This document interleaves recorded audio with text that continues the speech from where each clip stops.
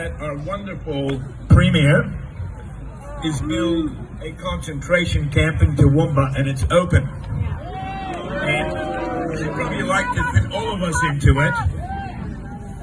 But we hope, with the other bit of news I got for you, the good news is maybe we will put her there.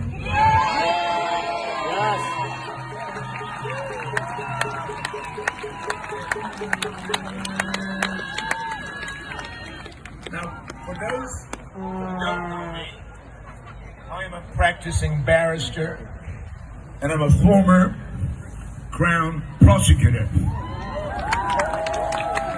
And there has been, in the last several months, an alliance between a group of people formed.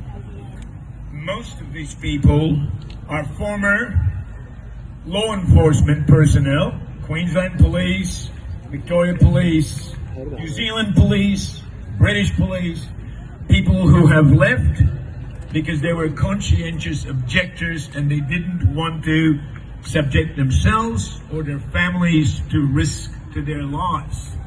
Well, they've woken up. Most of them that are part of the group that I am of are people of great integrity, and they want to do their job, okay? Some of the good news initially comes now out of the UK. Those of you may have read or seen on video that the Metropolitan Police in the United Kingdom has now accepted formal complaints, not just in relation to the jabs, but also in relation to the Midazolam murders that have been ongoing before COVID even started. Now, the major instigator behind that is Mark Sexton, a former British constable. And he's gathered some lawyers and others around him, and they have laid a complaint. That complaint has currently been given an appropriate investigation number, and it's been assigned to a task force of metropolitan detectives headed off by a superintendent of police. Besides that current complaint that the police are now looking into, I am told as early as this morning that people are lining up police stations and filing more and more and more complaints.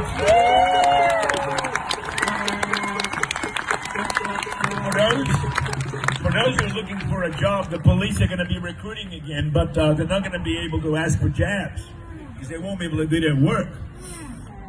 But the reality is that there's been, in December, there's been a private prosecution filed, a beginning private prosecution, meaning that police are not involved.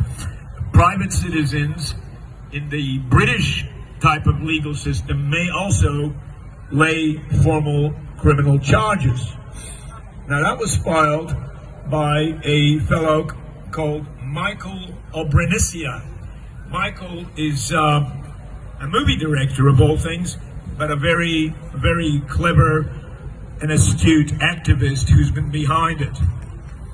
I have been asked to advise and review the evidence of the Midazolam murders that he has filed in Britain, and I'm in the process of finalizing that, and I am in the process of having times arranged to speak with the superintendent of police at Hammersmith, where the investigation is starting to start looking at the Midazolam murders. Now, those who don't know what that's all about, a very short thumbnail sketch is Midazolam is a drug that's given to people near the end of their lives, supposedly so they can die quicker. Not necessarily better, they claim it is, but quicker. It is estimated that the numbers of people over the last 5 or 6 years that have been killed with Midazolam by the British, Australian, and New Zealand and Canadian medical establishment runs not into hundreds or thousands, it runs into thousands of people. And those complaints that have been filed in Britain relate to those killings.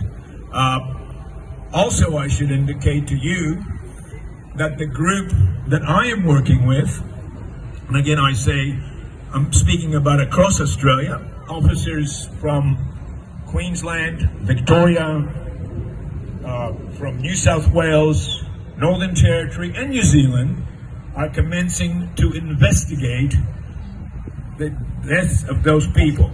And we will need help.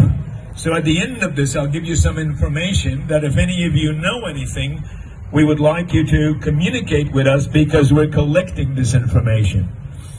The initial defendants are going to be the people who've administered those drugs unlawfully, either by force or deception.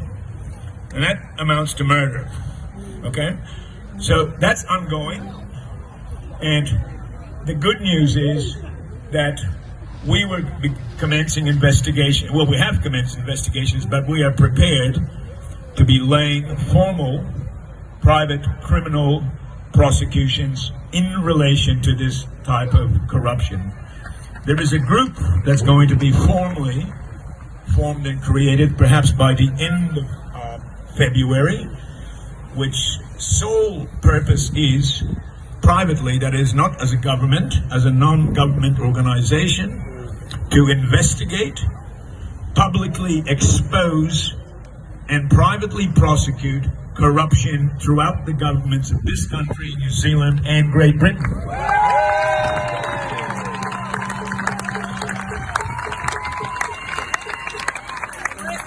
The members of these groups are rapidly growing, as many law enforcement officers are leaving the services of a government they no longer trust and are joining us to investigate the criminals in the government.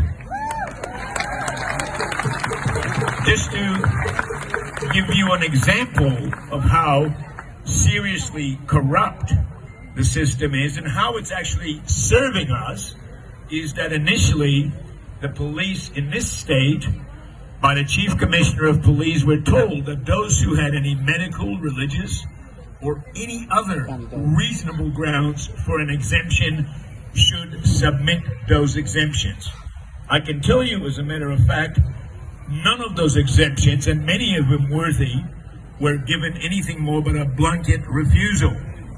However, shortly thereafter, secretly, but as no secrets can be kept forever, information leaked out that the Chief Commissioner of the Queensland Police gave blanket, I stress this, blanket exemptions, and I believe without even people having to apply, to all the senior officers in Queensland Police.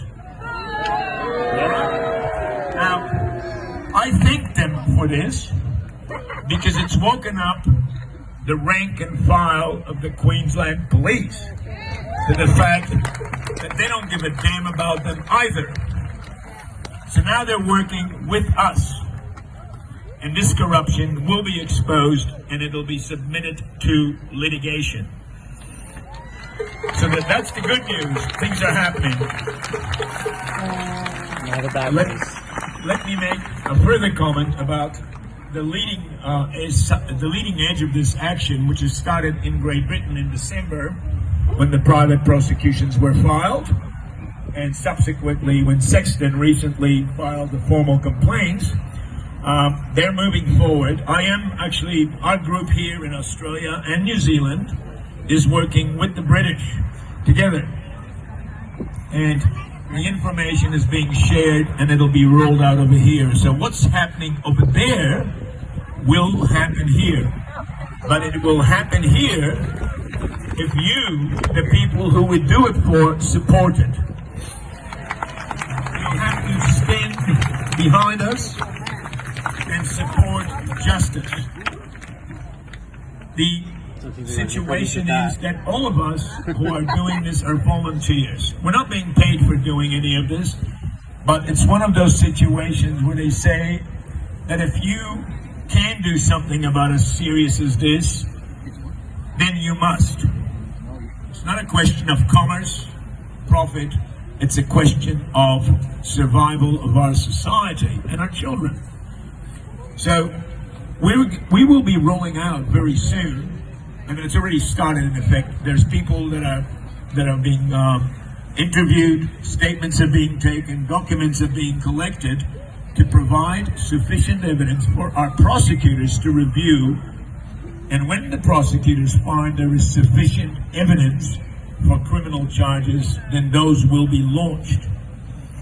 The new organization that I am talking about is got a genesis in the United States. There's an organization there, which is a non-government organization called Judicial Watch. Oh yeah. And they do everything. They investigate and they expose the corruptions, incredible corruptions within the United States government system. Most of all, Department of Justice, FBI, and all the other corrupt systems that exist over there. And they're doing a good job. But you know what? They don't have what we have. They do not have the power to privately prosecute.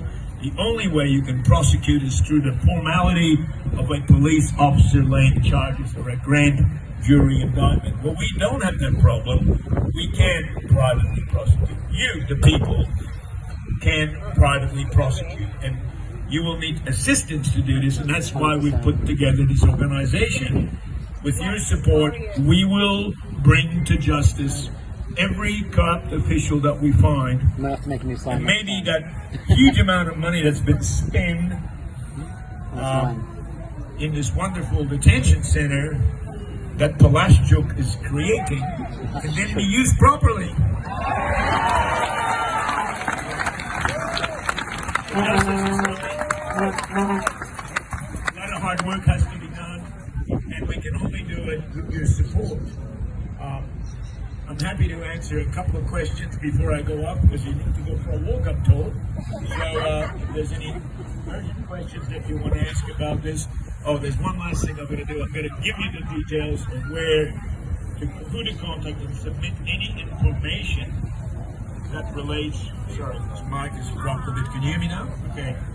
Just to give you some basic information of what we're seeking. I'm not actually doing it. There is investigators that are waiting, standing by. So any of you who had the jab or know who have the job, we want to know if anyone was coerced. We need statements about the form of coercion, because that's a criminal offense. We want to know all the details. Whether or not they've had any adverse reactions, because that is the establishment of damage.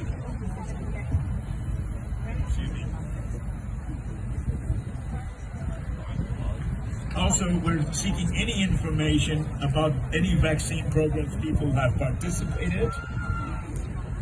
Witnesses about treatment or mistreatment or adverse reactions.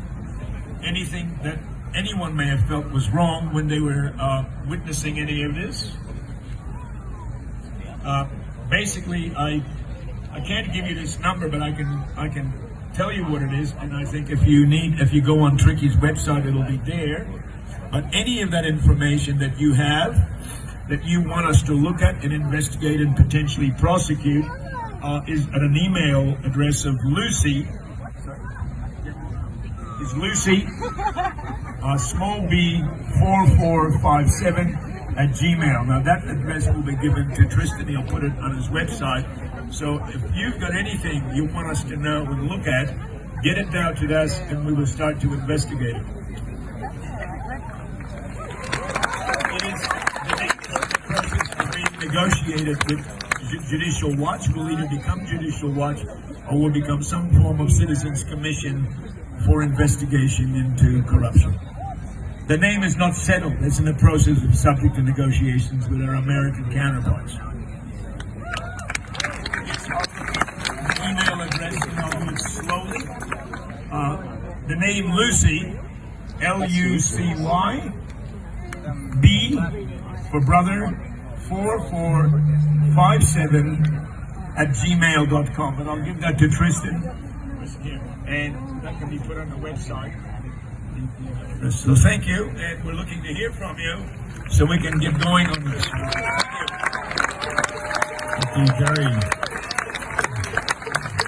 Guys, I can feel the crowd getting restless.